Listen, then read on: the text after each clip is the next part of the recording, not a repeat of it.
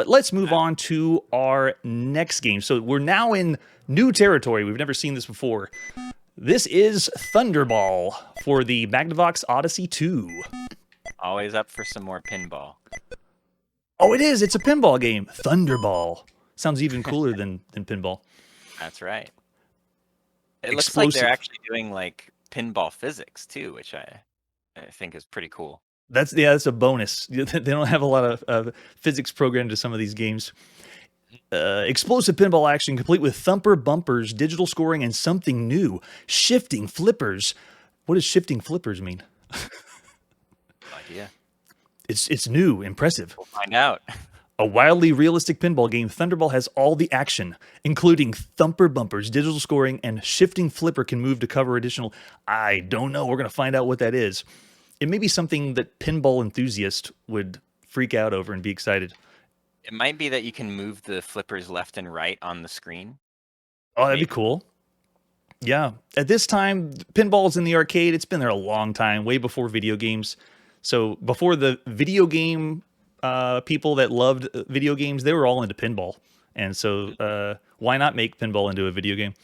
So the way the Magnavox Odyssey works is when the console is, you plug this cartridge in, it shows you on the cartridge which button to push on the console to play. So it looks like 1 is 1 player, 2 for 2 player, 3 for 3. So I guess it's 4 player if you wanted to. I'm guessing alternating. You can't play four people at pinball at once. And it looks like, oh, if you want to do slow motion action. Nice. For the younger brother or sister, I guess. That's right. All right, and we do have a manual. Oh, it's the homebrew manual. I wonder if there is original Magnavox Odyssey 2 manuals out there somewhere, but this one is explaining just how it works. So if we have any problems getting the game to run or boot up for us, we'll take a look at that. All right. It is December 1979. This is Thunderball for your Magnavox Odyssey 2. As it always does, it says, what game do you want to play? Which one do we wanted 2-player, right? So 2 people. Yeah. All right, so we push the number 2 on the console itself, and then so it starts here. I'm moving my joystick. Nothing happens. Okay, so I push the action button. It's the right button, and it looks like Dave. Around, yeah. You're the one. Okay, so some of the consoles at the time, the 2 ports that plug in, the second player actually will have the first control. I know it sounds backwards. It makes no sense to me either. But you would need the 2 controllers to play. So it's starting with the second plugged-in controller to start. And yeah, it's pinball. So I'm noticing I don't actually need to use the flippers to kick it back up. I can just stay here and it'll jump back up. So never mind. That time we went right down the center. All right, so do I go next? Okay, so now I'm up. Oh, and I totally messed up. So now it's back with Dave. So how does the ball? Is it right button to get the ball to come out? I don't know how we got it started at first. Try the right button on your controller. If it's not the right, try the bottom button. Because the Magnavox Odyssey 2 was just a joystick and 1 button. Unless... I figured something out. I don't know what I did, but it worked. As long as we didn't have to use the console and push buttons on there. But yeah, it's a pinball... Yeah, see, I don't have to even use the flipper. Like, you're right.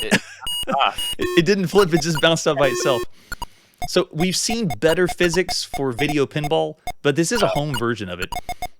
Yeah, I mean, I'd play this. This is pretty fun. And I like that you can kind of shift them back and forth and move them. Oh, that's it. Something even the newer pinball games don't have. Yeah. That's what they said on the box. The shifting flippers. That's right. I say it makes it easier, more fun. Yeah. Would you say too easy? A little bit. But you can keep it going. Okay, please. Can I please go? Okay, now I'm ready to rock. Here we go. So now I'm now playing, and it didn't just drop right down the hole in the beginning.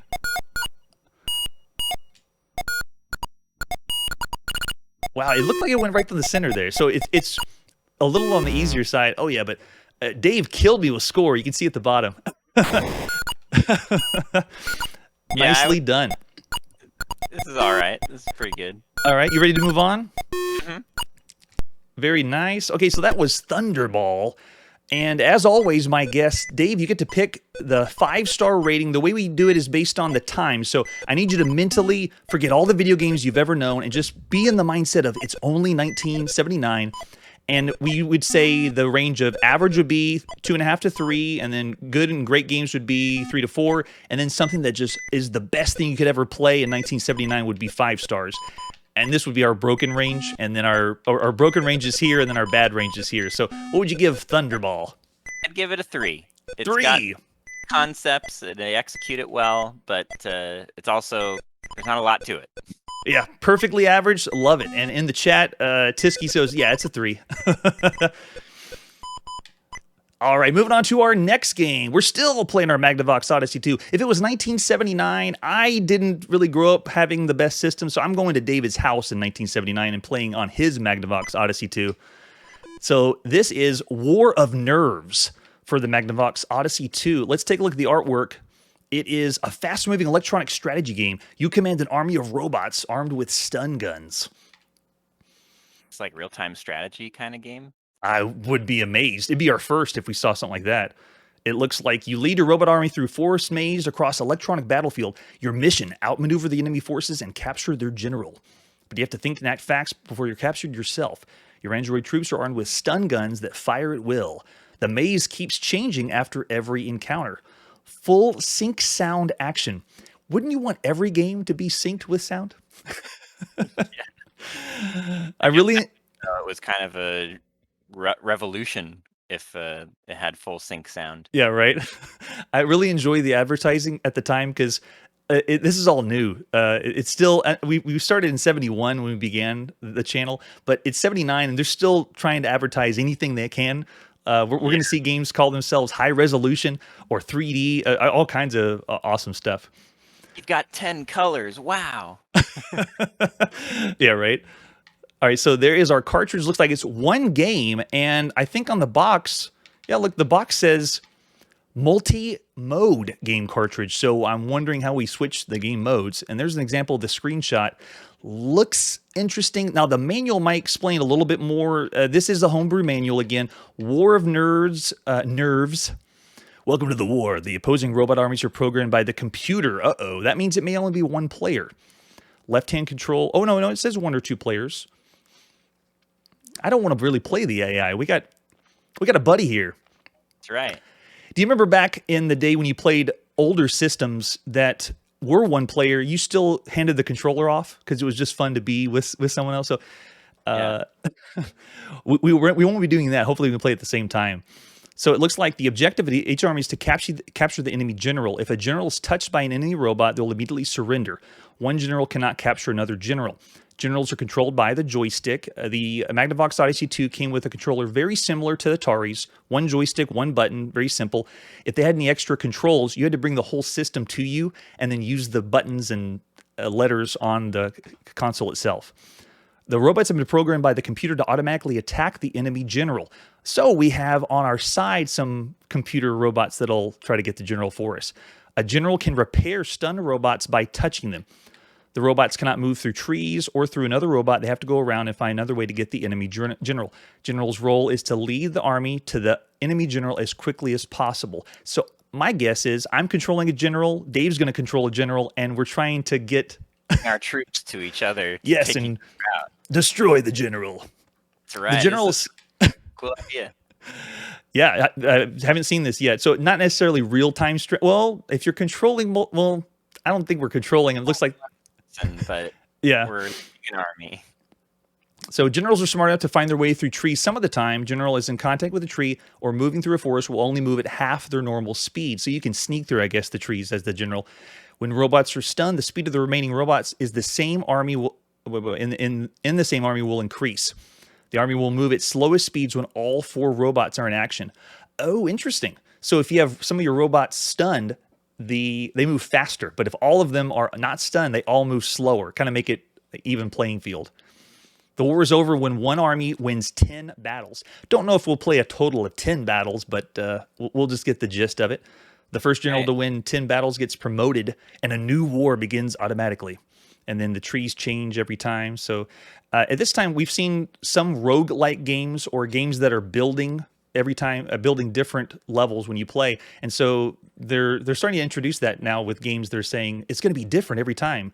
This, I guess, is just trees, but still pretty cool. It's a smart way to get more value out of the money you spend on a game is if it's different every time. Definitely, yeah. Replayability. No one said that in advertising yet, so it's not a term, but it's there. All right, here we go. It's still December 1979. It's Christmas, and Dave's parents bought him War of Nerves on his Magnavox Odyssey 2, and this is our first time playing War of Nerves. It's the only game to play, so on the console we push number 1, and here we go. Are you moving, or is it a controller? I'm moving. Okay, so I am the blue general, and Dave is the orange general. He's in the bottom right. I'm in the top left. It looks like, okay, I got a stunned a robot, so I move up next to my robot. Okay, I just touch him, and they I wonder if I can get to him. Can I sneak through? Okay, so I can sneak through the trees, but I move slower. And every time my robots touch him, they get stunned, and every time my robots touch him, they get stunned. But I can unstun them to try to get to his spot. Now, if your robot gets to me, the one at the bottom, does that mean it's a capture? It is. Oh. Okay, so he got my general, so he gets 1 point. It's a really cool game, honestly. He does a dance at the end. Oh wait, my robot just shot. I didn't know. Oh, they are shooting. Each other. Were they shooting on the last round or just this one? Oh, got it. They got me. So my blue robot got his, and I do a little dance. Yeah.